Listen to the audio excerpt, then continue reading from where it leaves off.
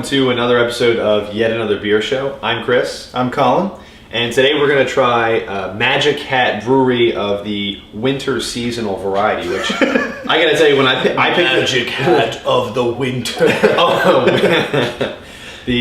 When I picked it up, I'm a big fan of Magic Hat in general. The number 9's the most famous of the Magic Hat breweries. It is a local brewery, but it's not my favorite. I really like the Circus Boy, and I really like the yellow one. They have a blonde. They have a blonde that's real good. That's the thing. Knock on granite, I've yet to have a Magic Hat beer that I didn't like. I'm curious to see this winter lager. Right. So the winter lager is called Howl specifically. It has a good label. There's a kind of nasty eyes and a clock instead of an O. I don't know who designs these things. MC Escher. And the other thing that they're kind of talking about here on the label is how dark this is.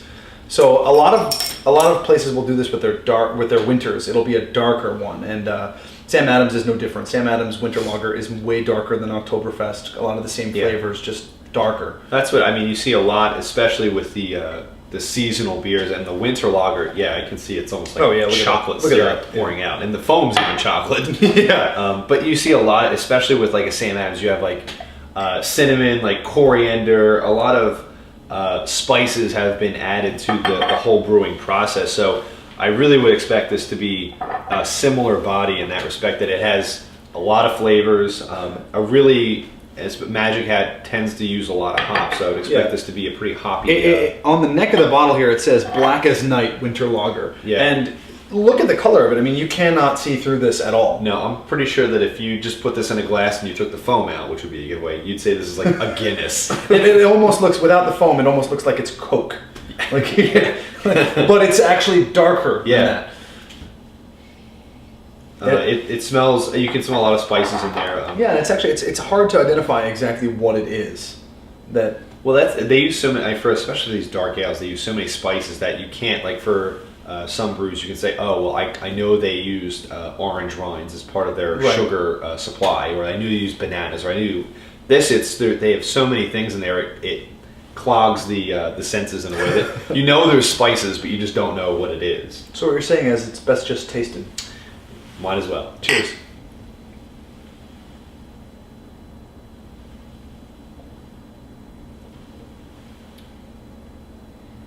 It's very heavy in kind of, not necessarily in how drinkable it is, but just in the flavor.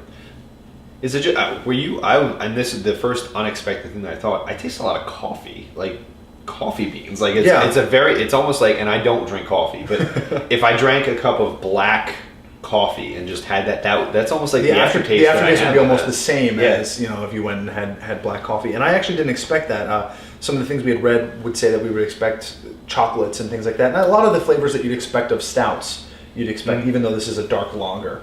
But yeah, the predominant aftertaste is coffee. Mm-hmm.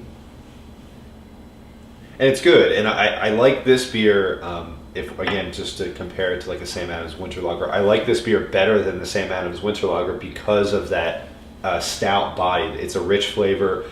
It definitely holds in your palate a lot longer than like, a traditional beer. Like, it really holds with you, like you know what you just had. Yeah, so I think the interesting thing about this is not just the coffee taste, but just kind of like how complex it is. Yeah, it's odd. Like, I would have expected, you expect like a stout beer to have that, Arabica bean coffee taste. But for this, the predominant flavor for me is really this coffee bean. But I mean, it does carry with it, like you said, it carries with it some of the spices that are along with it.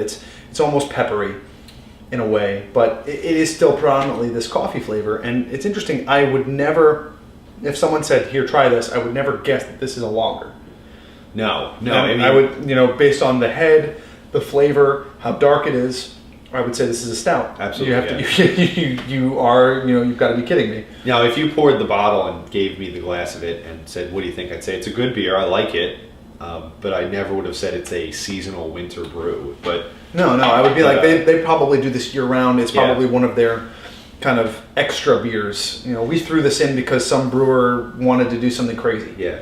And maybe that's why it's a winter beer.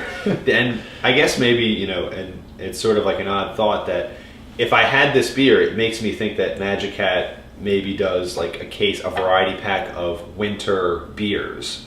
And to be honest with you, after trying this one, I would actually say, you know what? I don't know if I want a whole case of this, but I do want to buy that variety pack because I want to see what else you did for the winter, ales. The other thing that's kind of unique about it, and it being so dark and almost like a stout, it's only a 4.5% alcohol, and that's lighter. That's more like your standard average beer than it is kind of this dark type of brew. It's more of an alcohol content like a lager. Yeah. So maybe that in some ways that part of their aim for the brewing was, we want this to be something you can drink at any time. It could be your beer for the night, but I don't know if they accomplished that for me, where I would drink this all night because of how it's designed and how the alcohol content in particular. But I would certainly say that I would have it once or twice and then switch to something else. I think it would be the type of beer that would be ideal to pair with like a heavy holiday food. So you're going to go to your parents' house and maybe they make like a roast or a turkey or something like that. Like this would actually be an interesting flavor to pair with that. Yeah. Not that I know too much about food pairing, but it would be best enjoyed with dinner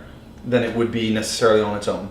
Yeah, I think after kind of completing my half a glass on it, my ideal situation to drink this would probably be end of December, mid or January or so. Outside. So what you're saying is the winter.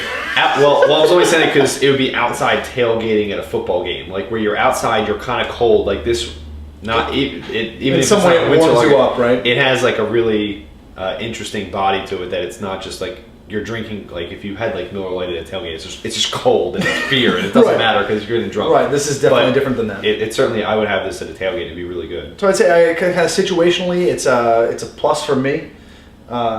I would probably agree. I would make this my beer for the night, but under the right circumstances, I would have several of them. And it's definitely the type of beer that, given the opportunity, if I realize the winter lagers are out, I'd go pick it up. I think if you're like me, for some of my favorite local microbrews, you buy their variety pack, and there's always that one beer that comes in there that you're like, I'm stuck with this one, and you didn't want that one.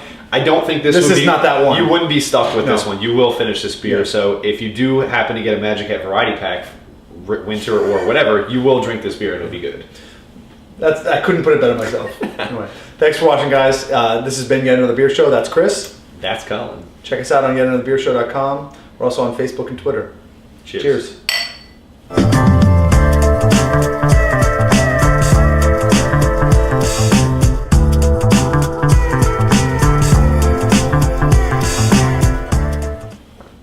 So much heavier than any lager. How come when you said it's not on the beershow.com, it's correct? When I did it was wrong. It was the end. At the end. It was the end.